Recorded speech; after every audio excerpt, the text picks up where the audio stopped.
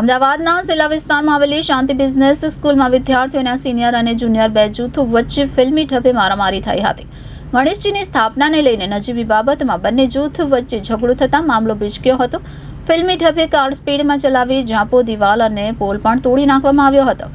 બનાવમાં 12 લોકો ઇજાગ્રસ્ત થયા છે. બોપલ પોલીસે બંને પક્ષોની ક્રોસ ફરિયાદ નોંધીને 3 આરોપીની ધરપકડ કરીને વધુ તપાસ શરૂ કરી છે. બોપલમાં રહેતી પ્રાચી પટેલ શેલામાં શાંતિ બિઝનેસ સ્કૂલમાં PGDMમાં પોસ્ટ ગ્રેજ્યુએટના પહેલા વર્ષમાં અભ્યાસ કરે છે. ગત 7 સપ્ટેમ્બરે તેમની કોલેજમાં ગણપતિની સ્થાપનાનો કાર્યક્રમ હોવાથી તેઓ બપોરના સમયે બીજા માળે પેસેજમાં મિત્ર અદનાન સાથે ઊભી હતી. તે દરમિયાન મિત્ર સમર્પિત આવ્યો અને હોસ્ટેલમાં રહેતો યશ પાનેરીએ તોછડાઈથી પ્રાચીને કહ્યું કે ચાલ નીચે ઉતર, ત્યાંથી નીકળ કહેતા પ્રાચીએ કેમ આવી રીતે વાત કરે છે, જેથી યશે તું જુનિયર છે, આવી રીતે જ વાત કરીશ, તું શું કરી લઈશ કહીને ઝઘડો કર્યો હતો.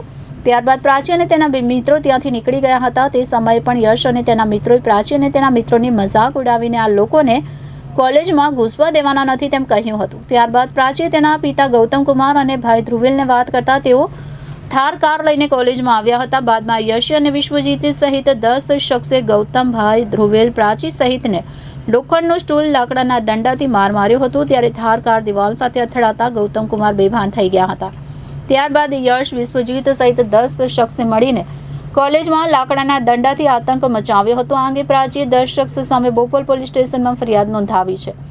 બીજી તરફ યશ પાનેરિયાએ પણ પ્રાચીને ગણેશજીની મૂર્તિની જગ્યાએ બ્રિજ બનાવ્યો હોવાથી હટી જવાનું કહેતા ઝઘડો કર્યો હતો.